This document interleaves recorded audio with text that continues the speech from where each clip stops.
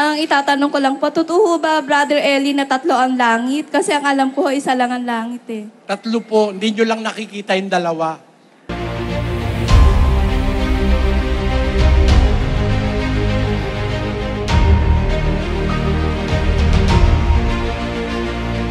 O, basahin nun natin. Ikalawang Korinto 12, versikulo 3 hanggang 4. Basa. Nakikilala ko ang isang lalaki kay Kristo na mayroon ng 14 na taon. Maging sa katawan, aywan ko. O maging sa labas ng katawan, aywan ko. Diyos ang nakaaalam na inagaw hanggang sa ikatlong langit. Ayan, sa ikatlong langit po, inagaw siya. Ngayon ganito po kapatid. Ang unang langit po kasi, ito.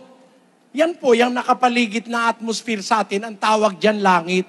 Yung kalawakang nakapaligid. Basahin natin ang Henesis 1, versikulo 6. At sinabi ng Diyos, magkaroon ng isang kalawakan sa gitna ng tubig at mahiwalay ang tubig sa kapwa tubig. At ginawa ng Diyos ang kalawakan at inihiwalay ang tubig na nasa ilalim ng kalawakan sa tubig na nasa itaas ng kalawakan at nagkagayon. At tinawag ng Diyos ang kalawakan na langit. Ayan. Yun pong unang langit, yun yung kalawakan na may tubig sa ibabaw, may tubig sa ilalim. Alin po yung tubig sa ilalim? Itong tubig sa lupa. Alin naman yung tubig sa ibabaw? Yun pong mga hydrogen and oxygen nandyan sa taas na nagiging ulan. Yung mga vapor. Yan po ang unang langit. Pero alam nyo ba na ngayon kamakailan lang natuklasan ng Hubble Space Telescope na merong napakalayong galaxy sa atin, 13 billion light years away. The remotest object known to man is 13 billion light years away. Nasa ikalawang langit na po yun. Ngayon, yung ikatlo, hindi ko po alam kung ano yun. Ang alam ko, yung ikatlong langit, nandun po ang paraiso. Nandun ang Ama, ang Anak sa paraiso. Basahin natin uli ang 12, 3 hanggang 4. Basa. Nakikilala ko ang isang lalaki kay Kristo na mayroon ng 14 na taon. Maging sa katawan, aywan ko. O maging sa labas ng katawan, aywan ko. Diyos ang nakakaalam na inagaw hanggang sa ikatlong langit. Alin yung ikatlong langit na pinagdala ng Ama, ang Anak sa paraiso? Basahin natin uli ang 12, 3 hanggang 4. Basa. Nakikilala ko ang isang lalaki kay Kristo na mayroon ng 14 na taon. Maging sa katawan, aywan ko. O maging sa labas ng katawan, aywan ko. Diyos ang nakakaalam na inagaw hanggang sa ikatlong langit. Alin yung ikatlong langit na pinagdalhan? Tuloy. Na kung paanong siya'y inagaw sa paraiso. Ayun. Nakarating siya sa paraiso.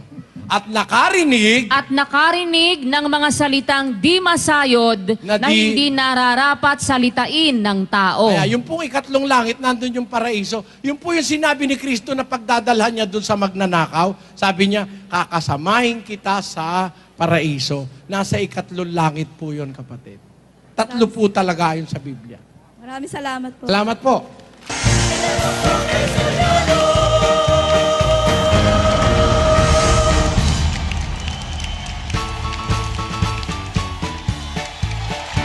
Ang itatanong ko lang po, yung saan pong matatagpuan ng hapat na hangin sa sulok ng lupa? Nasa Apokalipsis yan, 7:1 hanggang 3. Basa. At pagkatapos nito, ay nakita ko ang 4 na anghel na nakatayo sa 4 na sulok ng lupa na pinipigil ang 4 na hangin ng lupa upang huwag humihip ang hangin sa lupa o sa dagat man o sa anumang punong kahoy. At nakita ko ang ibang anghel na umaakyat mula sa sikatan ng araw na taglay ang tatak ng Diyos na buhay. At siya'y sumigaw ng tinig na malakas sa 4 na anghel na pinagkaloobang maipahamak ang lupa at ang dagat na nagsasabi, huwag ninyong ipahamak ang lupa, kahit ang dagat, kahit ang mga punong kahoy, hanggang sa aming matatakan sa kanilang mga noo ang mga alipin ng ating Diyos. Yan. Nakita ko sabi ni Juan, 4 na anghel nakatayo sa 4 na sulok ng lupa. Pinipigil ang 4 na hangin ng lupa upang walang hangin humihip sa lupa o sa dagat man o sa alinmang punong kahoy. Tapos, at nakita ko ang ibang anghel.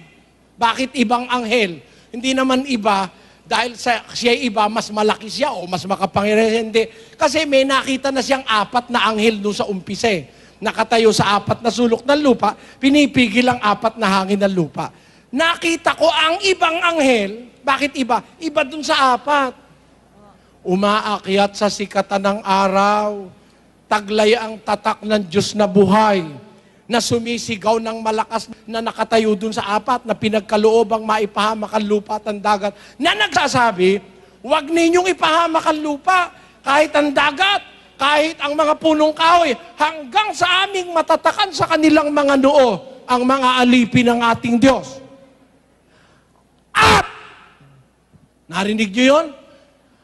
At, narinig ko ang bilang ng mga natatakan, 144,000 natatakan sa bawat angka ng mga anak ni Israel. Amen. Saan nagtatak yung anghel? Sa Israel. Liliwanagin ko pa ba? So shortcutin na lang natin. Naganap ang pagtatatak sa Israel. Hindi sa Pilipinas. Never! Ang natatakan, 144,000. Kita nyo? Ituloy mo lang naman sa 4. Ang ginagawa nila, pinuputol sa 3. Yung 4, kaduktong nung 3 Kaya nga yung 4, ang umpisa at, conjunction at. Bakit? Kaduktong siya nung 3. Narinig ko yung natatakan, 144,000 sa Israel. Hindi sa Pilipinas. Alin yung hangin? Gera raw yun, yung pinipigil na digma. Digma raw yung 4 na hangin. Yung paliwanag nila, kinuha nila sa Jeremias, na yung hangin, digma. Ang nasa Jeremias, isang hangin lang. Basahin natin yung Jeremias 4:11. Basa. Sa panahong yaon ay sasabihin sa bayang ito at sa Jerusalem, isang mainit na hangin na mula sa mga luwal na kaitaasan sa ilang ay dumating sa anak ng aking bayan. Ilang hangin yan? Isa. Yung sa Apokalipsis, 4. 4 yung sa Apokalipsis. Pinuntahan paliwanag, isa lang 4 yung hangin doon. Yung isa ron, digma. Pero yung digma na yun, hindi 1914. Meron paliwanag yung 3 4 yun Pag ang Diyos ang nagsabi, may paliwanag. Anong kailangan? 34:16 of Isaiah. Ganito ang sabi ng Panginoon. Inyong saliksikin sa aklat ng Panginoon at inyong basahin. Kahit isa sa mga ito ay hindi magkukulang. Walang mangangailangan ng kanyang kasama, sapagkat iniutos ng aking bibig at pinisan sila ng kanyang espiritu. Walang kulang ang Biblia, hanapin mo lang. Andyan yan.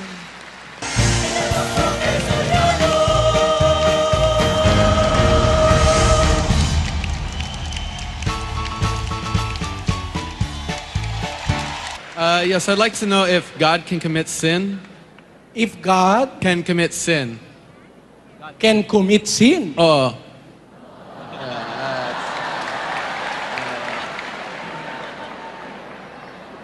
You see, I was surprised hearing this question.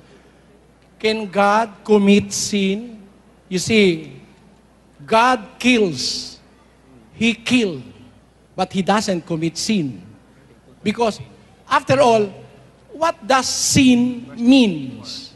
In the book of 1 John chapter 3, verse 4, it says, Whosoever committed sin transgresseth also the law, for sin is the transgression of the law. Therefore, sin is defined in the Bible as a transgression to the law. if you transgress the law of God, you are committing sin. There is another definition of sin. In the book of James chapter 4, verse 17, it says, Therefore, to him that knoweth to do good, and doeth it not, to him it is sin. To do, that is good, and he doeth it not, for him it is a sin. For example, you are hungry. You're my enemy. My God tells me, love your enemies, feed them, give them food if they are hungry, give them drink if they are thirsty. Although you are my enemy, I am obliged by the commandment of the Lord to give you something to eat, even if you are my enemy. If I do not do that, in spite of the fact that I know how to do it, and I have the power to do it, therefore I am committing a sin. Not doing what is good, and you know that it is good, you are liable, and you are committing a sin. Another definition of sin is this.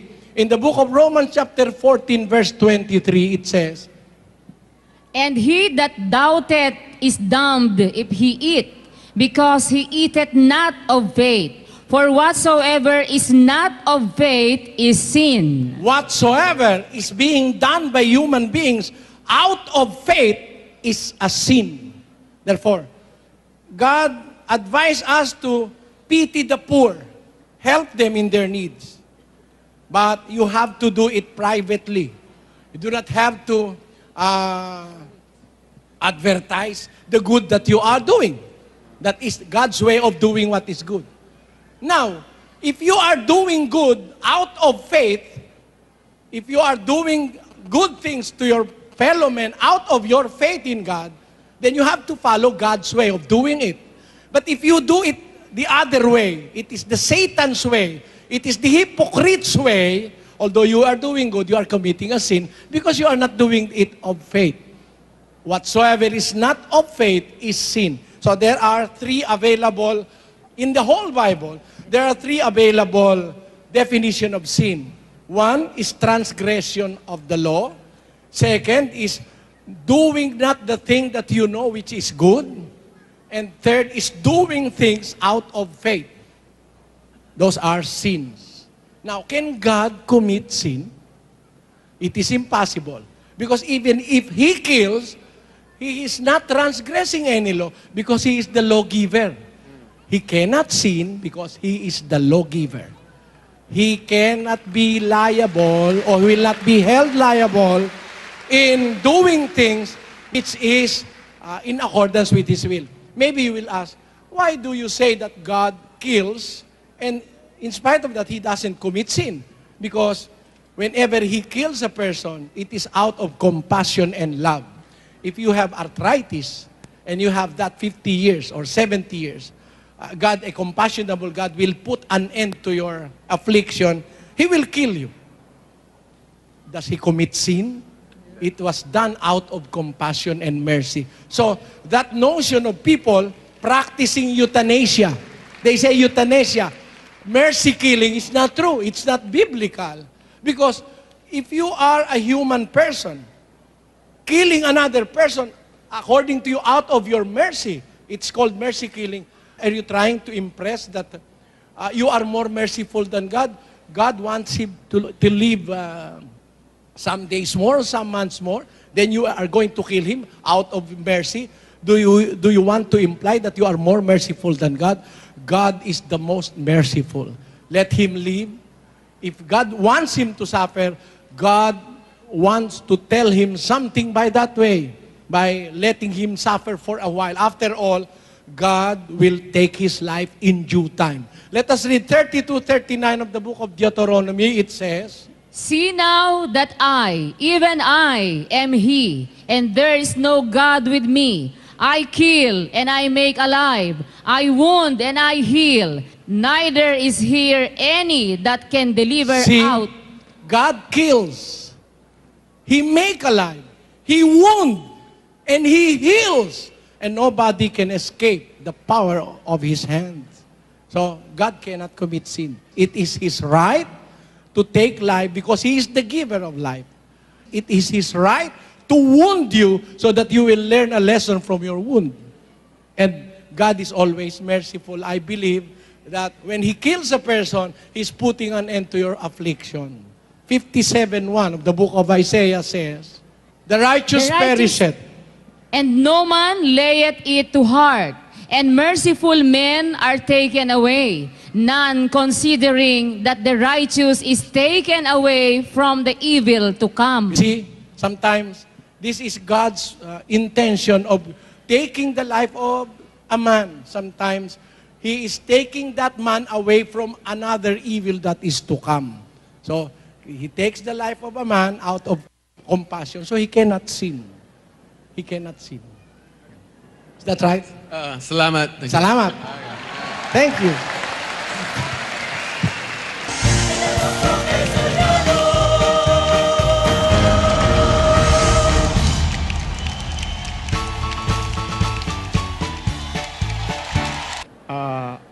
I want to ask a question from the book of Matthew.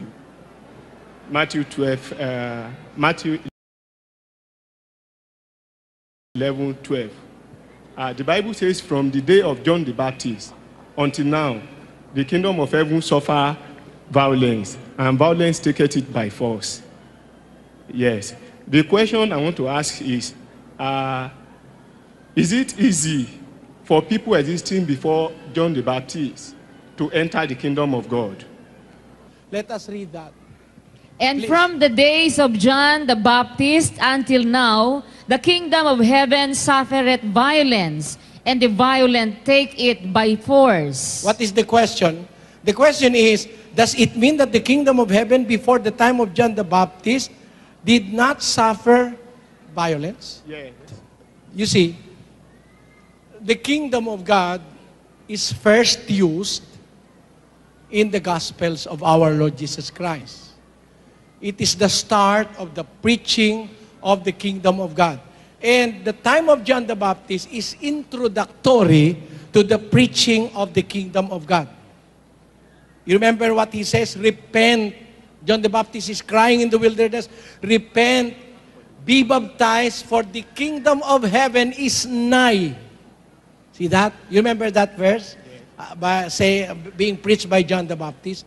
Now, the time of John the Baptist is the preparation for the coming of the kingdom of God. Immediately after John the Baptist was beheaded by Herod, our Lord Jesus Christ came out in the open to immediately preach the kingdom of God. Let us read it from the book of Mark chapter 1, verse 14 and 15. Now, after that John was put in prison, Jesus came into Galilee, preaching the gospel of the kingdom of God. See, immediately after John was imprisoned and was beheaded, our Lord Jesus Christ came out and preached the gospel of the kingdom of God. So, the first mention of the kingdom of God being preached in the Bible is the time of John the Baptist. But since the time of the preaching of the kingdom, until the time of our Lord Jesus Christ, the kingdom of God suffereth violence, and the violent are taking it with force. What is that? What does that mean? The start of the preaching of the kingdom is started from John the Baptist, and it was started again by our Lord Jesus Christ. John the Baptist suffered violent death. He was beheaded by Herod. Jesus Christ, our Lord, suffered also a violent death, is not? His apostles also were persecuted because they are preaching the kingdom of God. Your question is, does it mean that the kingdom of God did not suffer violence before the time of John the Baptist? It did not. Because actually, brother, the kingdom of God that was prayed to by the apostles to come, thy kingdom come, is the church. The kingdom is the church. It was preached by John the Baptist and by our Lord Jesus Christ. The kingdom is the church. The proof is in the book of Revelation, chapter 1, verses 4 and 6. John, to the 7 churches which are in Asia. What does he say? about the 7 churches which is in Asia. 6. And hath made us kings and priests unto God and his Father.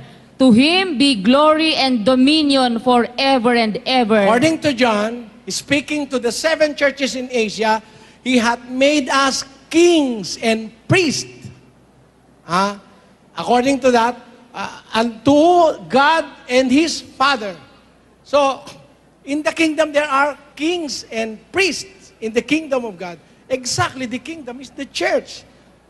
Christ reigned as the highest king in the kingdom of God on earth. Let us prove that. In the book of Colossians chapter 3, verse 15, it says, And let the peace of God rule in your hearts, to the which also ye are called in one body, and be ye thankful. Let us read another translation.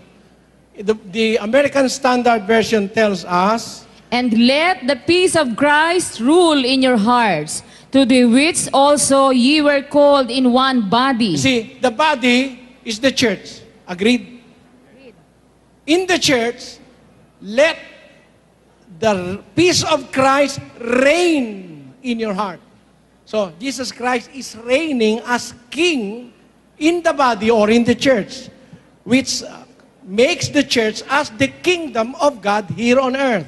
After all, Jesus Christ, when he preached, he is preaching the gospel of the kingdom. The gospel belongs to the church. Gospel of the kingdom means the gospel of the church. So the church is the kingdom. Let us read again another verse to prove that. Colossians chapter 1, verse 13, it says, Who hath delivered us from the power of darkness, and hath translated us into the kingdom of his dear Son. Amen. From the power of darkness, from the power of Satan, he has translated us into the kingdom of his dear Son. Where is the kingdom of the dear Son? Book of Matthew, chapter 6, verse 33, it says, But seek ye first the kingdom of God and his righteousness, and all these things shall be added unto you. I will tell you something that is born out of misconception. Thy kingdom come. Our Father, who art in heaven, hallowed be thy name. Thy kingdom come. It was commanded by Christ to be prayed by the apostles. But it is not a prayer that is meant forever to be prayed. In fact, later in the Christian dispensation, you cannot find in the Bible that they are praying to God, thy kingdom come. Thy kingdom come. Why? Because time has come after Jesus Christ have preached the gospel of the kingdom, the next commandment is, seek ye first the kingdom and the righteousness of God. Where are we going to seek the kingdom? We are on earth. Impliedly, the kingdom is already on earth. 17, 20, 21 of the book of Luke says, And when he was demanded of the Pharisees, when the kingdom of God should come, he answered them and said, The kingdom of God cometh not with observation. But neither shall they say, Lo here, or Lo there. For behold, the kingdom of God is within you. It is within the Christians. The kingship of God, his kingdom reigns among the Christians in their hearts. From the power of darkness, we were translated by God to the kingdom of his dear Son. He reigns in the kingdom. What is that kingdom? Where our Lord Jesus Christ reigned. 1:21 of the book of Ephesians chapter 20 up to 22. For far above all principality and power and might and dominion, and every name that is named not only in this world but also in the world to come, and hath put all things under his feet, and gave him to be the head over all things to the church. So, he is the king, the highest of all kings in the church. In the kingdom of his dear Son. The kingdom is the church. The body is the kingdom. God reigns in the hearts of men in the church. Now, the duty of man in the Christian dispensation is to seek the kingdom and the righteousness of God. Why seek? Because you can find it. God will not ask you to seek the kingdom if it cannot be found here. It is here. It is in you. It is in me. It is in the congregation of Christians. You can find it. Seek ye first the kingdom and the righteousness of God. And all these things shall be added unto you. So the kingdom is here already on earth. Now, the are praying, Thy kingdom come. They do not know that the kingdom is already here. And there will come a time in the near future that the kingdom will be surrendered again to the Father. Let us read that. 15:24 of the book of 1 Corinthians, it says, Then cometh the end, when he shall have delivered up the kingdom to God. See that? Upon the coming of the end, He will deliver the kingdom to God. Imagine Jesus Christ delivering the kingdom at the end. The Christians are praying the kingdom come. It will be already ready for delivery. They are praying for it to come. Is that not an obvious misconception? Because the kingdom is the church where Christ rule and reign. Jesus is head over all the church. It is His kingdom. As defined in Colossians, it is the kingdom of the dear Son of God. He reigns in the church. It is His kingdom. It is the kingdom of God on earth, which God said, Seek ye first the kingdom and the righteousness of God. Now, the question is, does that mean that the kingdom of God did not suffer before the time of John the Baptist and our Lord Jesus Christ? Precisely, yes. Because the kingdom is not yet here. Not yet here. The kingdom was, in the time of the Israelites, in Israel. But it was taken from them. Let us prove that. In the book of Acts chapter 1 verse 6, it says, When they therefore were come together, they asked of him, saying, Lord, wilt thou at this time restore again the kingdom to Israel? See, when he is about to ascend into heaven, the apostles ask him a question. Lord, wilt thou at this time restore again the kingdom at Israel? Because the kingdom was taken from Israel because of their evil deeds. So, that's the kingdom. It's the reign, it's the place, it's a group of people where Christ reigns and God reigns. It's the kingdom of God. I think that will be all.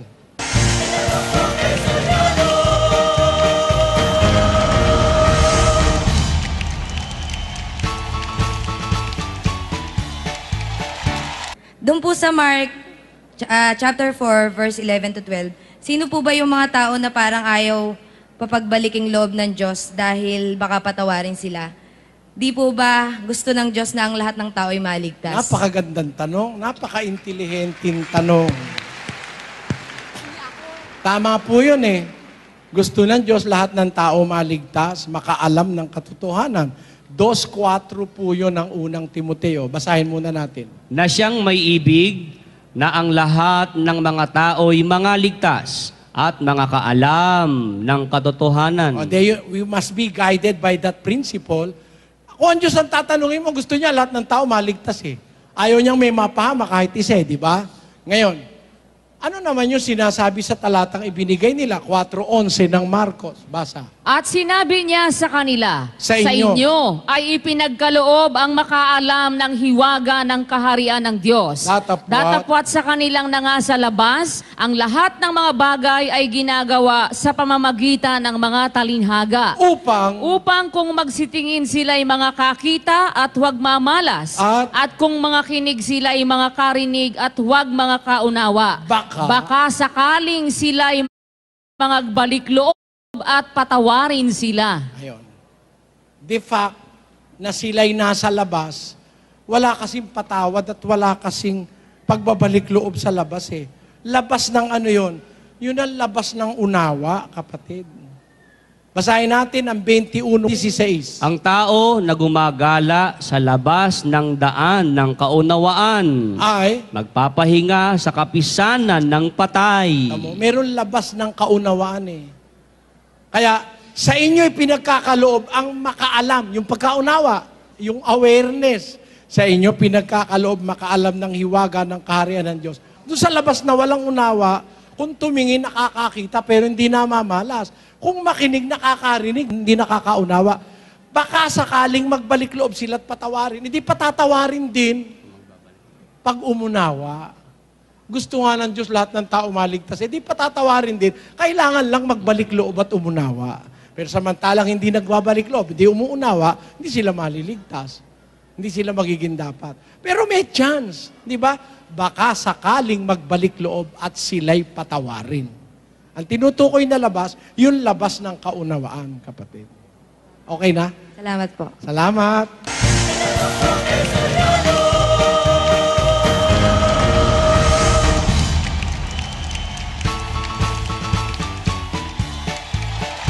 Tatanong ko po sana, paano po ako maliligtas sa mga huling araw po?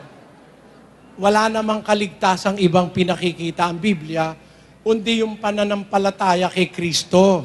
Sabi sa 3:16 ng Juan, sapagkat gayon na lamang ang pagsinta ng Diyos sa sanlibutan, na kanyang ibinigay ang kanyang bugtong na anak, upang ang sino mang sa kanya'y sumampalataya ay huwag mapahamak, kundi magkaroon ng buhay na wala hanggan. Di ba yun ang nakalagay sa talata? Sasampalataya tayo kay Kristo.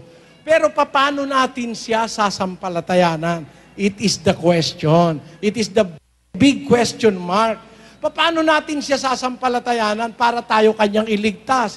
2:13 ng Tito. Basa. Na hintayin yaong mapalad na pag-asa at ang pagpapakita ng kaluwalhatian ng ating dakilang Diyos at tagapagligtas na si Hesu Kristo. Ayun, hihintayin daw natin yung mapalad na pag-asa at pagpapakita ng kaluwalhatian ng ating dakilang Diyos at tagapagligtas na si Hesu Kristo. O, edi maghihintay pala tayo. Sino ba yung dadating? Yung Diyos at tagapagligtas na si Hesu Kristo. Yun ang hihintay, hindi naman yung Ama ang babalik eh. Ang babalik na hihintayin yung Diyos at tagapagligtas na si Kristo. Kaya naman hihintayin, nangako siya kasi babalik para si MacArthur. I shall return. O He will return. Sino yung babalik? Diyos at tagapagligtas na si Hesu Kristo. Kaya ang hinihintay natin, gusto natin maligtas, hihintayin mo yung babalik na si Kristo. Diyos yun, yung babalik. Ang sabi, hintayin yaong mapalad na pag-asa at ang pagpapakita ng kaluwalhatian ng ating dakilang Diyos at tagapagligtas na si Hesu Kristo. Yun. Yun ang kaligtasan. Maghintay ka ng Diyos, hindi tao. Tao nang ipanganak, tao nang lumaki, tao nang mangaral, tao nang mamatay, tao nang mabuhay na maguli, tao nang umakit sa langit, tao nang babalik, ang haba na siguro ng buhok nun. Tao pala nung pumanik, saka ang tanda-tanda na nun. Dahil yung tao ay tumatanda Hindi mo na nga siya makikilala siguro pagbalik kung tao siya. At palagay ko kung tao siya, patay na siya ngayon. Wala kasing tinapay sa langit eh. Yung tinapay na literal na ikinabubuhay ng tao, wala nun. Walang material na tinapay doon. Para sabihin mong tao siya, nakaupo sa kanan ng Diyos sa langit. Ang totoo, kapatid, Ito Kapatid, ito, tandaan mo itong talata, bibigay ko sa iyo. Sa lahat ng Biblia, nakasulat ito.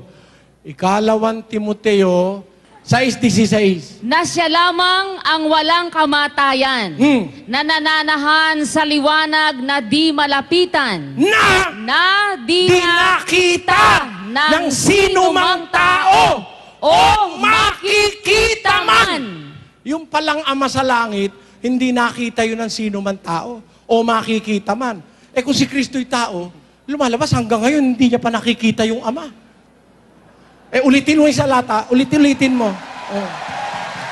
Na siya lamang ang walang kamatayan, na nananahan sa liwanag na di malapitan, na di nakita ng sino mang tao o makikita man. Sumakanya nawa ang paghaharing walang hanggan, siya nawa. Amen. Kaya, ang Panginoon Kristo, hindi tao yun. Hindi tao yun. Nakita niya Ama walang taong nakakita kailanman sa Diyos nakita niya Ama. Ano ba naman logic yun? Walang taong nakakita kailanman sa Diyos. Sabi niya, nakita niya. Tao pala siya. Mali ka naman, Panginoong Jesus. Ba't mo naman sasabihin walang nakakitang tao kailanman sa Diyos? Tao ka. Ang ibig sabihin nun, nung sabihin niya na walang taong nakakita kailanman sa Diyos, nakita niya dahil hindi siya tao. Ayun, ganun yun, kapatid. Maliwanag ba yun, kapatid? Maliwanag po. Salamat. Salamat po.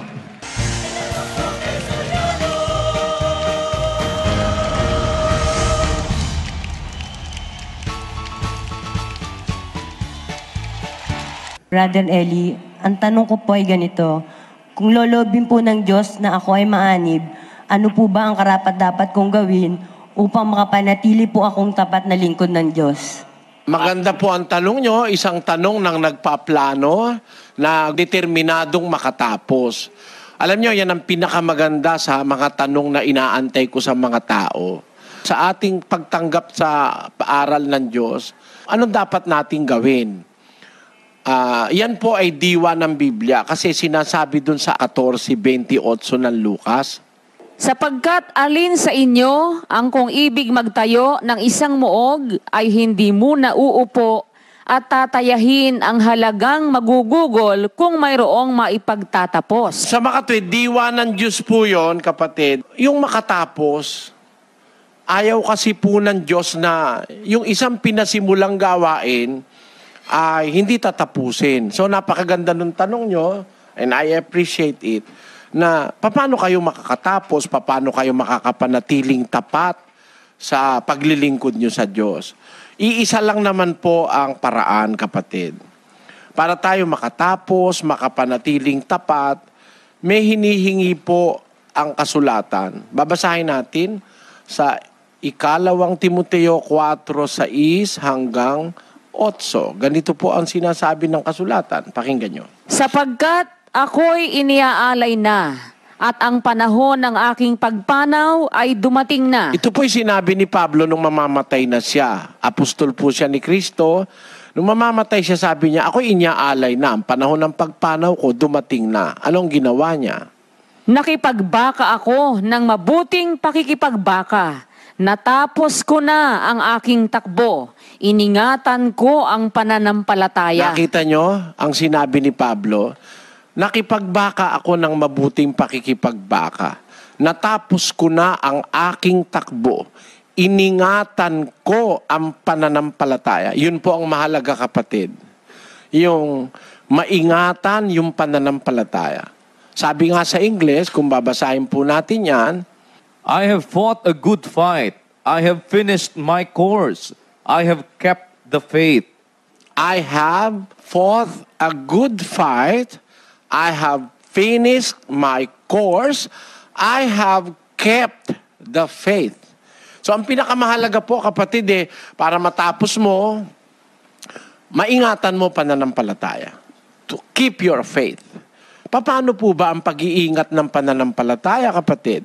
Sa 10:38 po ng Ebreo, ganito naman ang sinasabi. Ngunit ang aking lingkod na matuwid ay mabubuhay sa pananampalataya. At kung siya ay umurong, ay hindi kalulugdan ng aking kaluluwa. Ayan. Para po maingatan ng pananampalataya, walang urong-urong dyan, kapatid. Pag inumpisahan mo, dire-diretso yan. Iingatan mo yung pananampalataya mo. At para maingatan yung pananampalataya, ito naman po ang kailangan para makadire-diretso ka. Nasa Kolosas po yan, 1:23. Kung tunay na kayo'y mamamalagi sa pananampalataya na nababaon at matitibay at di makilos sa pag-asa sa ebanghelyo na inyong narinig. Ayon, sa ebanghelyo po kayo mag-foundation. Kung tunay na kayo ang wikay, mamamalagi sa pananampalataya, if you are really going to continue in faith, nababaon, matitibay, di makilo sa pag-asa sa kay Brother Eli. Hindi po. Ang tao namamatay, nawawala. Maaari pong bukas makalawa, sa ilang panahon, mawala ako. Baka mamaya pag nawala ako, titigil na kayo. Hindi po ganun. Ang kailangan, mamamalagi sa pananampalataya, nababaon, matibay, di makilos sa pag-asa sa ebanghelyo na inyong narinig. Kaya yung pong ebanghelyo na inyong napakinggan, tandaan nyo po yon. Mawawala po kami, pero yon mananatili. Ang salita ng Diyos, mananatili hanggang sa mawala ang langit at ang lupa. Ang sabi ni Kristo, ang langit at ang lupa ay lilipas, ang salita ko ay hindi lilipas. Yun po ang panghawakan nyo. Yun ang pinakamagandang paraan ng pagtatapat. Manghawak po kayo sa ebanghelyo, sa salita ng Diyos. Yun ang lagi nyong titignan. Alam mo, may nagkamali sa inyo, may nagkasala sa inyo, hindi naman po yun ang pinasukan nyo eh. Ang pinasukan nyo yung aral. Bayaan mong magkamali sila, di tuloy kayo sa aral at kayo magiging dapat sa Diyos. Yun po ang sabi dyan, kapatid.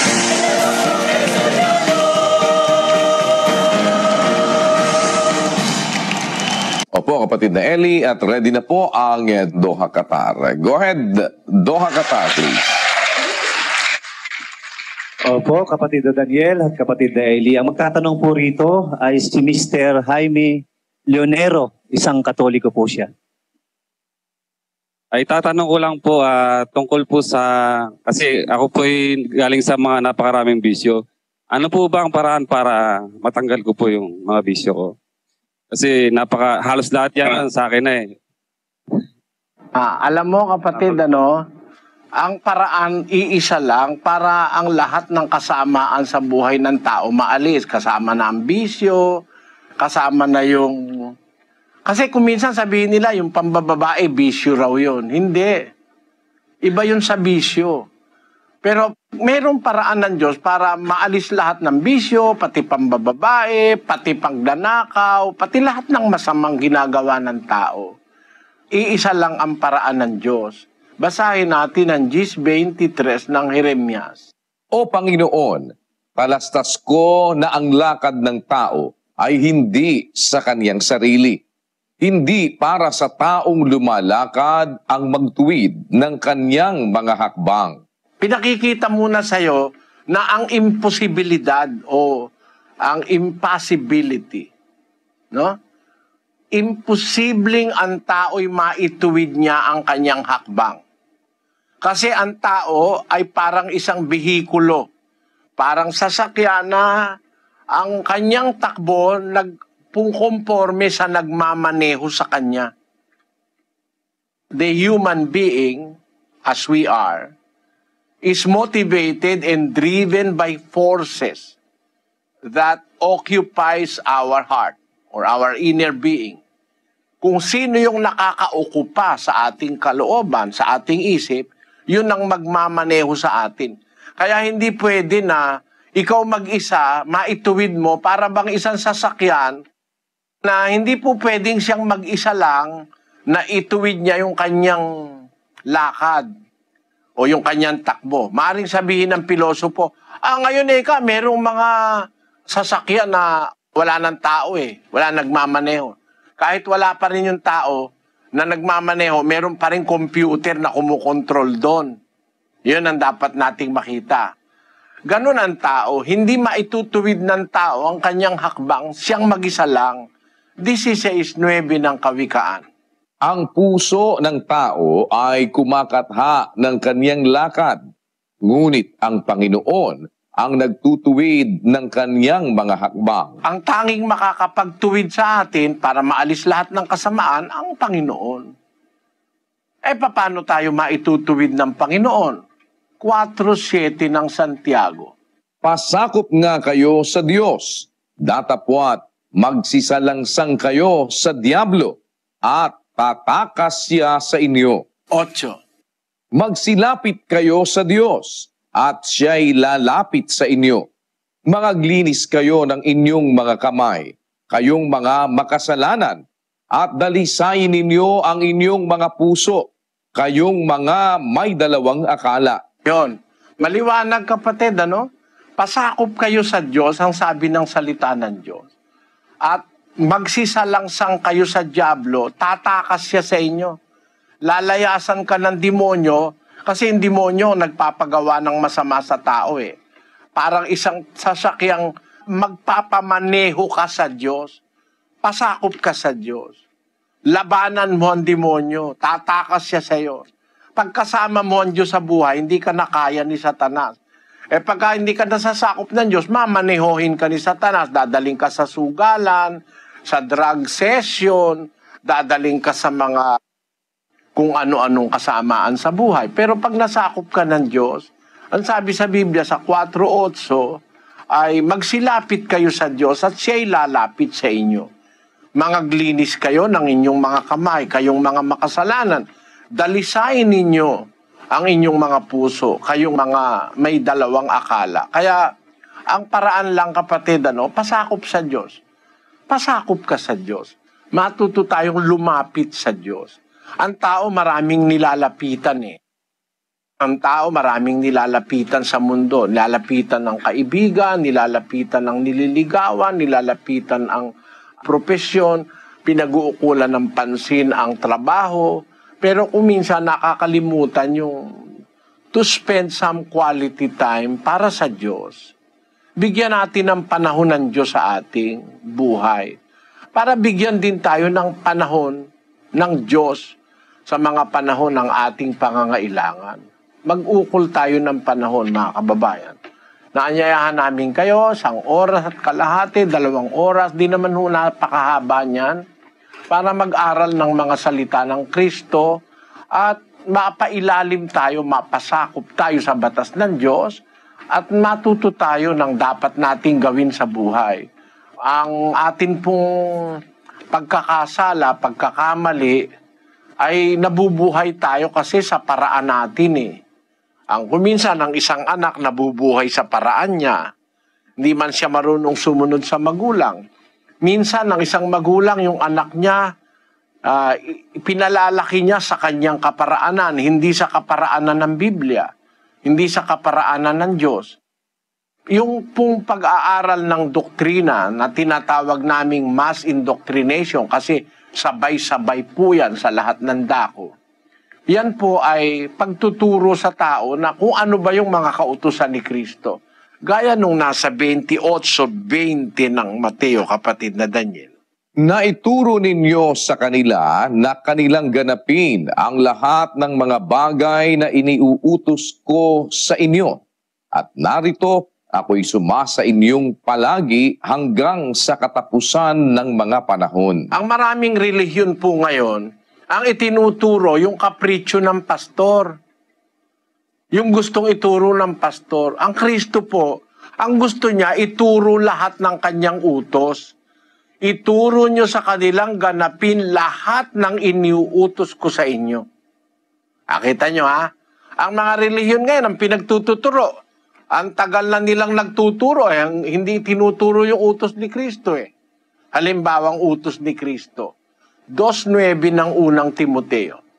Gayon din naman na ang mga babae ay magsigayak ng mahinhing damit na may katimtiman at hinahon, hindi ng mahalagang hiyas ng buhok at ginto o perlas o damit na mahalaga, kundi siyang nararapat sa mga babae na magpakabanal sa pamamagitan ng mabubuting gawa. Maliwanag na pati pala sa pananamit, may utos ang Diyos. May utos si Kristo. Tinuturo ba yan sa badista? Kung gusto natin pasakop sa Diyos, dapat ang ituro ng ministro, yung mga utos ni Kristo at bahagi po yung pananamit sa utos ni Kristo. Matutuklasan niyan pag dumalo po kayo ng ating indoctrination sessions. Maraming salamat sa partisipasyon mo, kapatid na Jaime. Sana naunawaan mo ang sagot ko.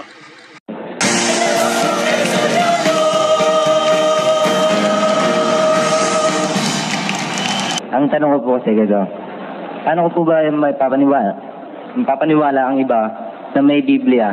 Di ho ba dumating sa maraming proseso? Na may Biblia? Kasi meron...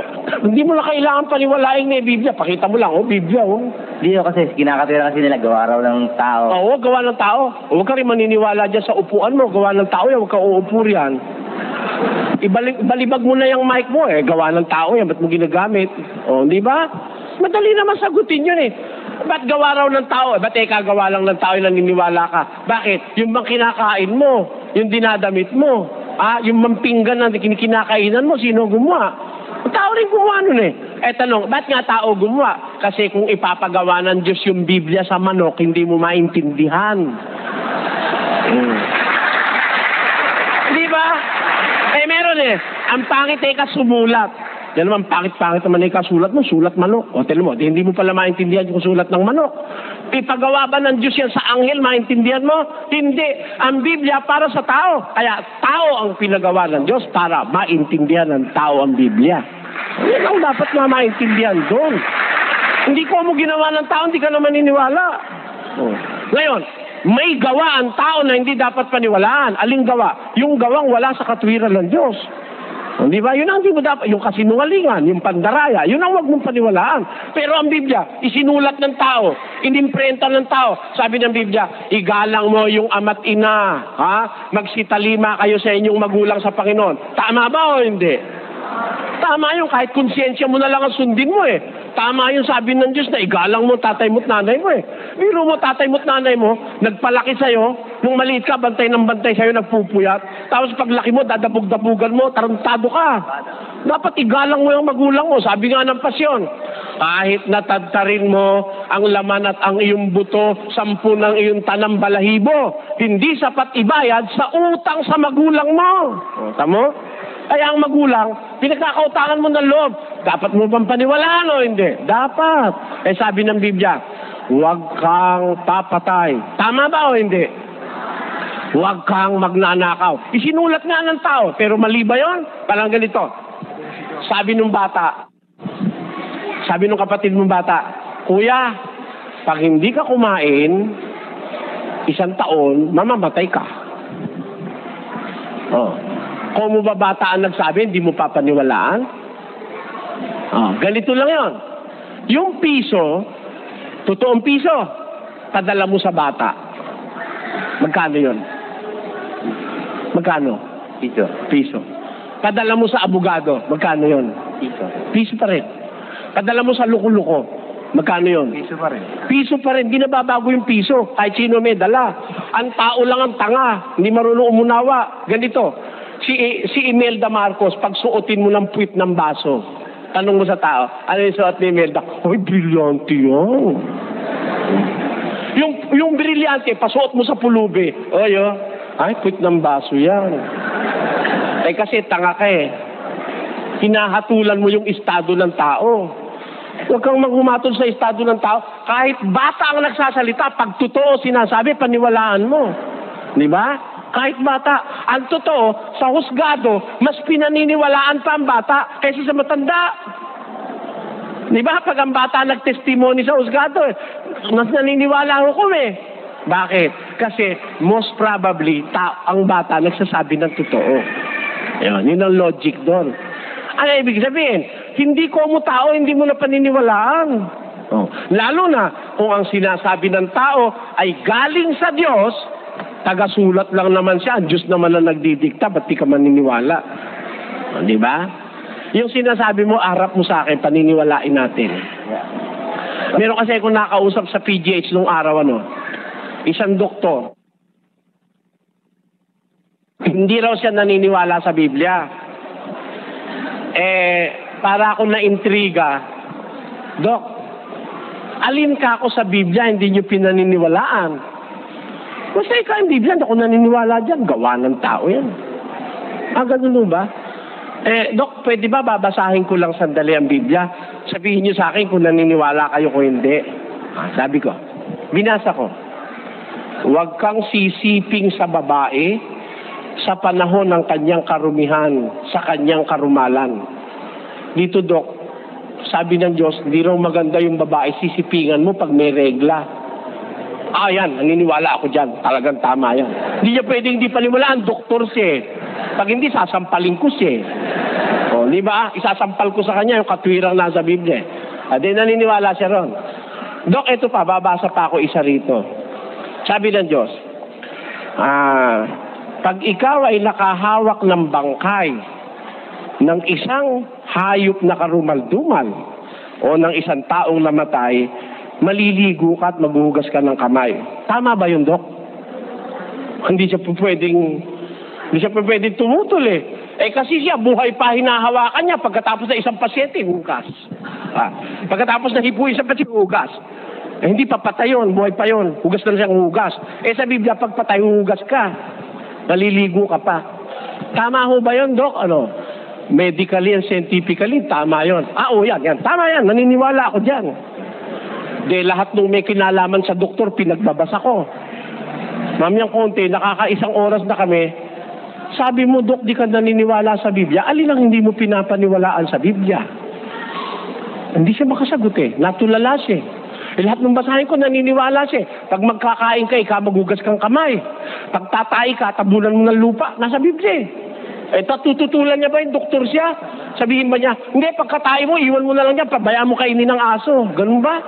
Hindi ka doktor niyan. Nakalagay doon, pag tumay ka, tatakpan mo ng lupa. Tama ba yun, Dok? Tama raw. Nung kabasa-basa, bandang huli, alam mo, sabi niya, totoo pala yung Biblia. Kita mo na, di naniwala siya.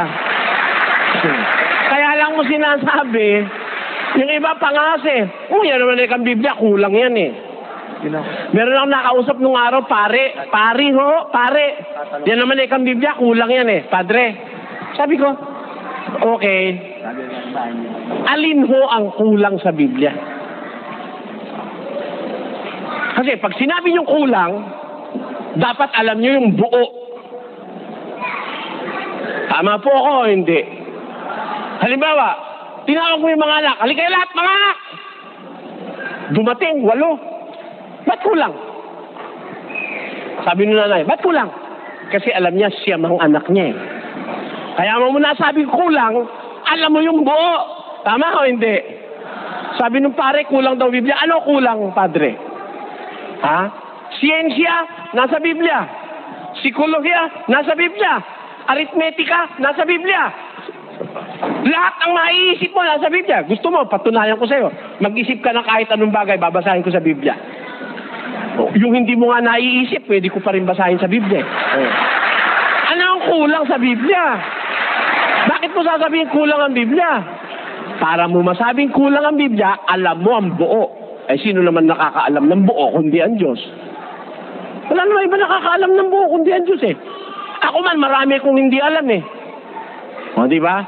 Pero kung lahat lang nung iisipin mo ang itatanong mo sa akin, lahat yon, ginagarantiyahan ko sa'yo, babasahin ko sa Biblia, lahat. Gusto mo, pati ampalaya, babasahin ko sa Biblia. Pati bawang, pati pipino, nasa Biblia. Sibuyas, nasa Biblia. Ampalaya, nasa Biblia. Ano pa rito ang alam niyong gulay? Yan, nasa Biblia yan. Ito ba? Totoo ba itong bulaklak na to? Kasi nung dito ako pumunta puro mga paper roses yun. Yan, nasa Biblia yan. Pati nga bulaklak na artificial, nasa Biblia rin Yung paper roses, nasa Biblia yun. Aeroplano, nasa Biblia. Computer, nasa Biblia. Gusto nyo, lahat nandun yun. Walang kulang yun. Ano pa tatanong mo? Pati nga numismatics, nasa Biblia Pati yung tropology, nasa Biblia yon. Anthropology, nasa Biblia yon. Yung tropology, nasa Biblia yon. Walang kulang ang Biblia. Ako po kasi sa nakaraang mga 34 anyos, 35 na pala, sa awa ng Diyos, na nakagiliwang ko na yung sinasabi sa Biblia, isipin at pag-aralan. Kaiisip ko, napatunayan ko. Sabi ng Diyos, pakinggan niyo. Isipin mo ang sinasabi ko at sapagkat bibigyan ka ng Panginoon ng pagkaunawa sa lahat ng mga bagay. Ayun ang sabi ng Diyos. Isipin mo ang sinasabi ko. Bibigyan ka ng Diyos ng pagkaunawa sa lahat ng bagay. Kaya pag mag-iisip ka lang, maintindihan mo Mag-isip ka po. Pati buhok, nasa Biblia. Diba? Pati kalbo, nasa Biblia rin. Si Pogi, nasa Biblia yun. Alam nyo? Wala kang isipin wala sa Biblia. Tinanong nga sa akin yan kakong si Ginoong Periol, nasa Biblia yan. Si Kibuloy, nasa Biblia yan. Sabi ng Biblia, lilitaw ang maraming propeta. O, di ba nakasulat na sila ron? Kasama sila ron eh. Maayos mo ba yun? Malay mo, pati ako kasali ron. Ganon yun. Kaya lahat nasa Biblia yan. Huwag kang magduda sa Biblia iyo. Brother Soriano, tatanong ko lang. Maayos mo ba yun? Malay mo, pati ako kasali ron. Ganon yun. Kaya lahat nasa Biblia yan. Huwag kang magduda sa Biblia iyo.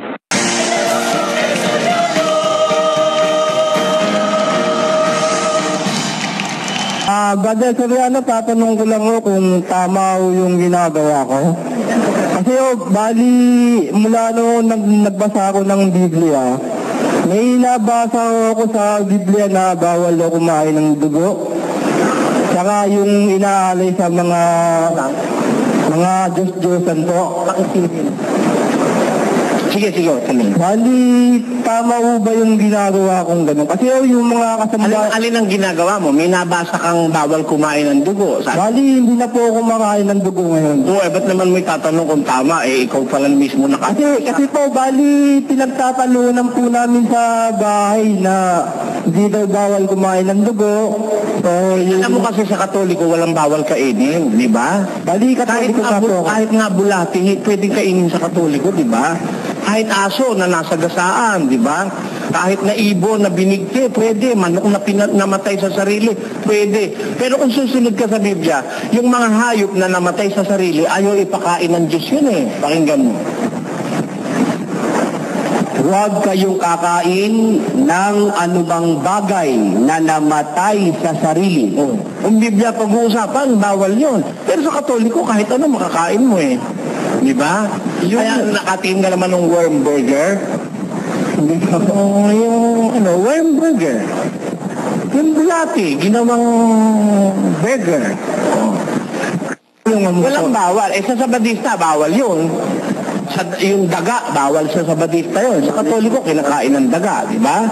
Yung palaka, bawal sa Sabadista yun. Kinakain din natin ng palaka. Maraming bawal sa Sabadista eh. Kaya kung ang pag-uusapan, bawal na pagkain, talagang maraming bawal sa Sabadista. Wala naman bawal sa Katoliko. Ngayon, sa Iglesia naman ni Cristo, bawal naman ang kumain ng dugo, hahawiin mo lang. Ganun. Kasama siya sa sabaw, hahawiin mo lang, kakainin mo na yung sabaw. Ganun sila. Kanya-kanyang mga virtud yan eh. Pero kung Biblia ang babasahin mo, doon ka maniwala sa Biblia. Huwag kang kabahan. Pag nabasa mo sa Biblia, sinunod mo, huwag kang kabahan. Yung yung mga pagkain inaalay po sa Diyos-Diyosan. Lalo nang masama yun. Bakit po kaya pinagbawal yun? Hain sa Diyos-Diyosan yun eh. Pakinggan mo kung bakit pinagbawal sa Diyos. Subalit sinasabi ko, ng mga bagay na inihahain ng mga hentil ay kanilang inihahain sa mga demonyo at hindi sa Diyos. At di ko ibig na kayo magkaroon ng pakikipagkaisa sa mga demonyo. Ayun. Sa demonyo pala naaala yun, hindi sa Diyos eh. Kaya ba't kaya kakain yun? Kasi po sa... halimbawa, meron kang kilalang Chinese. Opo. Yung mga pagkain nila, hinahandog nila kay Buddha. Diyos-Diyosan si Buddha, huwag kang kakain nun. Kasuklam-suklam sa Diyos yun. Meron nga ako suki sa Divisoria, binibilang ko ng sotanghon. Naghihintay ako dun sa kanilang taga-buhat. Marami kong biniling mga sotanghon eh. Siguro 3 bundle. Hindi ko kaya. Hahatid ka, kaya lang naghatid pa. Sabi niya, hintay ka muna dyan, upo ka dyan. Nung matagal-tagal na, kumuha siya ng orange doon sa altar ni Buddha, binibigay sa akin. Sabi ko, ayoko, hindi ako kumakain niya. Hindi ka kumakain orange. Kumakain ka ako, pero hindi yung galing doon. Kasi, pagka inialay na sa mga Diyos-Diyusan, nakakadungis ng puso ng bata. May wala sa lahat ng mga tao ang kaalamang iyan. Kundi ang ilan na hanggang ngayon ay nangaminihasa sa Diyos-Diyosan ay kumakain na parang isang bagay na inihain sa Diyos-Diyosan. At ang kanilang budhi, palibhasa ay mahina ay nangahahawa. Ayun, ang budhi mo, pag mahina, nahahawa ka dun sa impluensya ng Diyos-Diyosan. Alam mo ba ang impluensya ng Diyos-Diyosan sa tao? Hindi nga po. Meron ka bang ideya kung anong nagagawa ng Diyos-Diyosan sa tao? Wala po. Pakinggan mo, babasahin natin. 1:21 ng Roma. Sapagkat kahit kilala nila ang Diyos, siya'y hindi niluwalhati nilang tulad sa Diyos ni pinasalamatan, kundi bagkus ni walang kabuluhan sa kanilang mga pagmamatwid, at ang mangmang nilang puso ay pinapagdilim. Sapagkat pinalitan nila ang katotohanan ng Diyos ng kasinungalingan, at sila'y nagsisamba at nangaglingkod sa nilalang kaysa lumalang. Dahil dito ay ibinigay sila ng Diyos sa mga mahalay na pita. At palibasay, hindi nila minagaling na kilalanin ng Diyos, ibinigay sila ng Diyos sa isang mahalay na pag-iisip. Ito mo yung mga taong kumikilala at sumasamba sa mga Diyos-Diyosan, ibinigay ang wika sila ng Diyos sa mahalay na pita. At sa mahalay na pag-iisip. Sa 24. Dahil dito sa karumihan ng mga pita ng kanilang mga puso, ay ibinigay sila ng Diyos sa kahalayan upang alisan nila ng puri ang kanilang mga katawan sa kanilang sarili. It says, dahil dito ibinigay sila ng Diyos sa mga mahalay na pita, sapagkat pinalitan ng kanilang mga babae ang katutubong kagamitan yaong nalalaban sa katutubo, at gayon din naman ang mga lalaki na nang iwan na ang katutubong kagamitan sa mga babae ay nangagningas sa kanilang karumihan ng pita ang isa't isa, na gumagawa ng kahalayan ang mga lalaki sa mga kapwa lalaki, at tumatanggap sa kanilang sarili ng kagantihan ng kanilang pagkakamali. Nakita mo, ang impluensya ng Diyos-Diyosan pati sa sexes. Dahil sa pagsamba ng tao sa Diyos-Diyosan, na yung mga lalaki pinalitan nila yung katutubo. Yung mga babae, pinalitan nila rin yung katutubo. Ang babae, gumagawa ng kahalayan sa kapwa babae. Ang lalaki, ganun din naman sa kapwa lalaki. Kaya masama ang impluensya ng Diyos-Diyosan. Alam mo ba kung bakit ngayon laganap na laganap yung kinakasal lalaki sa lalaki at babae sa babae? Dahil sa impluensya ng Diyos-Diyosan niya.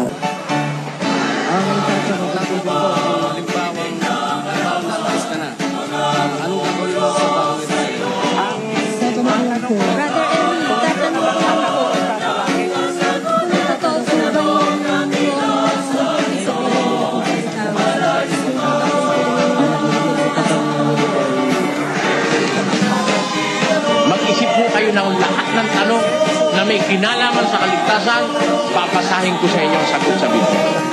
Kung gusto mo ng kumpletong sagot, itanong mo. May sagot ang Biblia. Nakasulat kumpleto, walang bawas, walang labis, walang kulang. Kaya ang sabi ng mga apostol, matuto kayo sa amin, huwag hihigit sa bagay na nasusulat.